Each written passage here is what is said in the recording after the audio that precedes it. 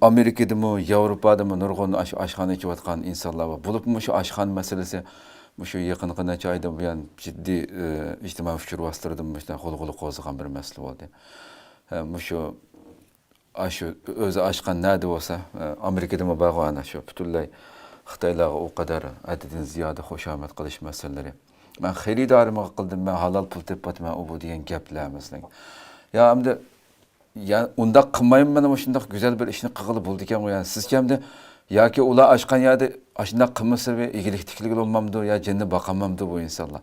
Sizga shunday har xil bahona ko'z hattoki sizga nimishqa bundaq bak milliy bo'lib ketsam, bunda bayroqlarni hammaga tiklab bu bundaq qilmasa olmamdi deb numussizlarcha sizga gap qilgan insonlar bor ekan. Mushu oshxona ichayotganlardan. Sizga bu shunday insonlar nima deysiz siz masalanga? Endi bu demdeymiz ilg'i gapning qisqasi ilg'i cho'nglarda bir so'zi borchu, ko'rganni qilar, ko'rmagan nemini qiladi. Bu ko'z ochliq qirim. Bu Xitoy bizni besib olganda, masalan, bizning hech bir yo'qsiz odamlarni bizning vatanda bir mehmon qilib bir qo'yqalni so'yab mehmon qilgan bir millat. Bu Xitoyning besilishi bilan yetavsallik uy deb qo'ydi masalan. Ochliqni bilatga ilib, raxtni bilatga berib, shunchalik hamma narsa normalik, shunday bir ishni beshidan kechirgan bo'lg'achqa, chunki bu odamlarningki bular burun maymunni bu tajriba qilib chashqalini, ashning ichidagi eng sakraydigan kuchuvani qandoq qilib vaksina urib kishidan uxlaydigan qilib qo'yib, demak bu yerda manqurtlik bir millatni manqurt qilish boshqarish shu, chunki bu mavzuning siyosati shu-ku. Xitoycha bir gap bor, Chungshan shu Chudiaoming dedi. Xitoycha gap qilib qoldim, qapamam. Demak, shu namratlikdan qulluq kelib chiqadi deb. Namratlik orqali insonni boshqarish. Bu mavzuning taxtiq chiqqandan keyin butun shu ziyonlarni o'ldirib, yeniga shu bir dehonni akilib premier minister qildi-ku shu vaqtda. Ham demak, Uyg'urlarningki bu yerda biz vatanparvar bu deymiz, o'zimizni maqtaymiz. Amaliyotda bu Xitoyning illati allabur Xitoy singdirib qo'ygan. Endi bu chet eldagi manqurtlarmi bu shundaq bir demokratik davlatga chiqib, masalan, men Gollandiya ochgandimmi shu yenimga pishirganlar bo'lgan. Voy bu yerda Xitoylar Uyg'urlar tamuq amroq g'ayratchan. Hamda siz mushunchak beshingizga yedingiz, yana yemsiz, yana bu shundaq azroq nima qilib qilsangiz bo'ladi, bu Xitoy kirsa nima bo'ladi deb pishirganlar bo'lganda.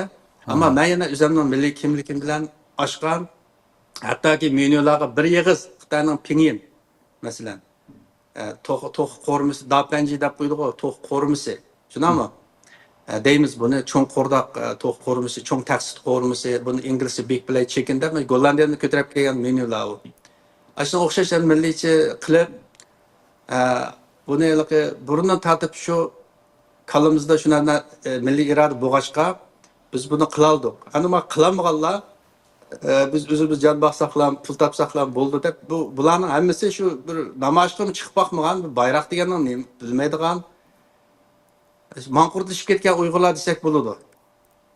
Masalan, men bir misol qilay, men Nyu-Yorkda bir ish bilan berib, ayolim bilan bir restoranda, Uyg'ur restoraniga kirib tomoq yedik. Tomoq yeb kirsak, aşağıda Xitoylar kirsa, shu Xitoycha gap qilishdi. Anlab, sen Şinjanlıqmı, Şinjanlık dedi, u bu degandan keyin men bu yerda qilib, ayolim yugurib berib, siz nima uchun bunday deysiz? Nima uchun siz o'zingiz Şinjanlık deysiz? Biz Sharq Turkiston desangiz olmamdi. Biz mushu Şinjan degan ismni qichib chet elda yashayapmiz, muhojir bo'lib. Deb nima qilsa ayol bir chet ellik bor ekan. Nima qilib, to'g'ri deb bizga yon bersa bu besib olgan bir millatninkiga shunday gap qilsa bu xato bu deb o'sha bir xirida o'shadagi mulozimatchiga ig'ir gap qildi. Ani buni dadisi yugurib chiqib, voy xapimman, mening qizim yangi nim kelgan, u bu chiqishlarni bilmaydi, u bu deb nim qo'yapti. Biz ham demak o'z ko'zimiz bilan ko'rgan ishlarimiz shu. Endi o'tganda siz degandek videolarda Xitoyni qilib, voy u bu rahmat, u bu shisha deb Xitoycha gapiningmi, masalan Xitoy tilini bilmaydigan bir inson. Amaliyotda Xitoyni shunchalik endi muhabbatlik ashuna kutib, endi ashlar bo'lmasa bu baza bo'lmaydigan holatda bir sharafsizlik, nomussizlik shunday bir ko'rinishlarni odamning yuragini yordi-da bu. Endi demak, bunda odamlarga birmi desangiz, ularning o'ziga tushliq gapi bor, masalan to'rlarda o'zini nima qilib og'zini buzib tillar boshqalarni.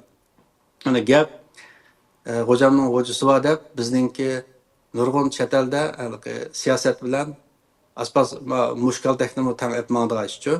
Endi bizda mushkaltak bo'lmagandan keyin, fidokorlik bo'lmagandan keyin, aslan bir xoinning bir ya putini chiqib yetadigan, ya bir beqinaga mushlab qo'yadigan ishlar yo'qchu. Xo'sh. Shuningga mayada Xitoy qo'rqmay qilayotgan gap. Oddiysi men shu restoranni ichib, bizning shu maktab deyli, men boshqa gapni qilmayman. Men shu maktabda men hech kimdan qo'rqmayman. Shu maktabda o'zini Uyg'ur deb ishlagan odamlarmi botga burib, kelib ketganlarmi bo'lgan ekan. Xo'sh. No'ruz, shu maktabning o'quvchilarining No'ruz uyushmasininki boshlig'i Xitoy ekan. Bu bizning vatandagi muqomninki, buningki sanasiga chiqqan ekan. Muqom bo'ladi deblam. Ha. Bu Xitoy. Ammo bu Xitoy bir yerga qarsak, ikki qatimliq No'ruz bayramda qarasangiz shu telefonni elib olib, bizdan o muzikani qo'yib, birdan o muzikani qo'yib, endi bu yerda o'zi Uyg'urcha kiyimni kiyib, bu yerda bu maktabning o'rlashtirgan faoliyat bo'lgandan keyin biz endi og'zimizni yumib, bu yerda 3000 Xitoy o'qiydi ekanda. Shularning pulini tepish bu maktabning bir nimasiga aylanib qolgan ekanda. U vaqtida Donald Trump prezident emas vaqtda u. Bu yerda nayatliqi sotsialchilar kuchlikanda bu yerda. Ham demakchi bo'lganim bu maktab bu faoliyat bo'lgandan keyin biz to'sanmagandan keyin ikki qatim kirib ko'rdik. Tomoqlarni bizning zakaz qilgan bo'ldi. Biz u pul topdik deb qo'shib ketmadik. Amaliyotda ko'nglimda bir jin paydo bo'ldi-da. Bularning demakchi bo'lgani biz Uyg'ur Xitoy ko'ngil ilishmay bir yerda tura olmaymiz demakchi bular. Uyg'ur Xitoy bilan biz vatanda o'xshash yashaymiz, mishadimizga o'xshash yashaymiz deb Uyg'urlarni chaqirib, bu yerda Xitoylar qarsangiz ilqi, bu g'alita ko'zning qirida qaraydigan Xitoylar bor-da. Bu kim desin, Xitoyning konsulning odamlari ya bo'lmasa maxfiy ishlaydigan. Bu mishada Xitoy o'quvchilar uyushmasi, bu Chicagodagi Xitoy konsul bilan bog'liqlik bular bir-biri bilan.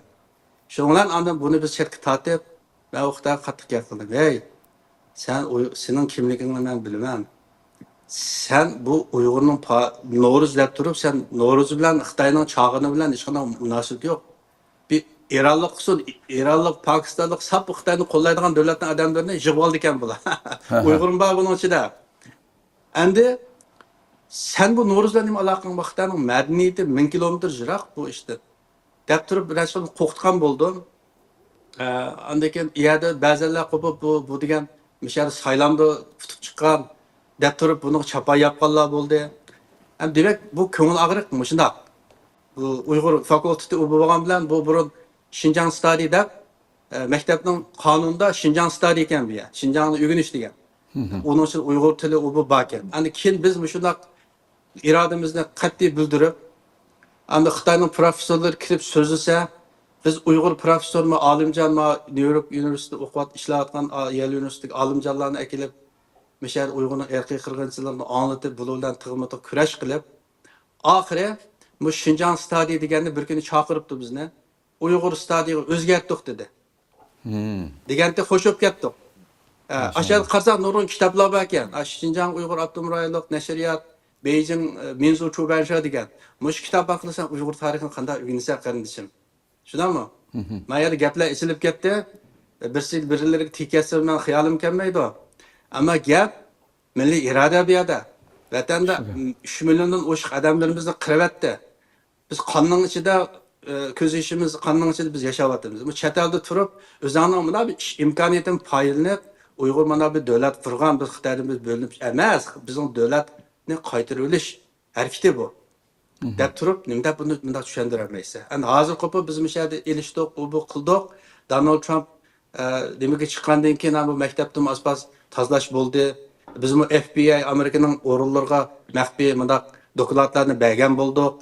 Ashunaq qilib bir kuni mashinamni to'xtatib qo'ysam, mashinamning ushuriga pichoq uraytibdi, choq deyal yo'q. Şunla ertesi Facebook qarsam, Xitoycha xat keldi.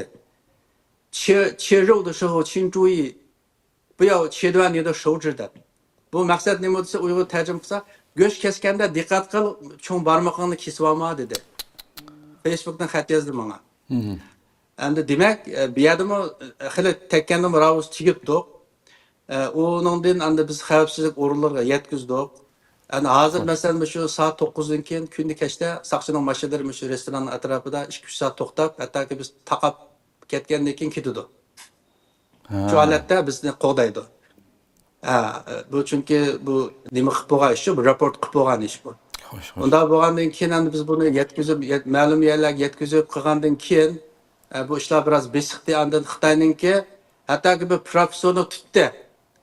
Professorni tutib, heliqi No'ruz komitetidagi heliqi Xitoy o'quvchi, bu Uyg'ur til o'rganadigan yerda ishlaydigan kirib ekan o'sha yerda u buni qilib, maktabda No'ruz komitetining raisi o'qtam yo'qolib ketdi. Burun degan shunday odamlarni akirib mehmon qilib qiladi bu. Men Uyg'urni suyman, u bu Gondonli Xitoy bu asli amaliyotda. Bu Xitoy yo'qolib ketdi.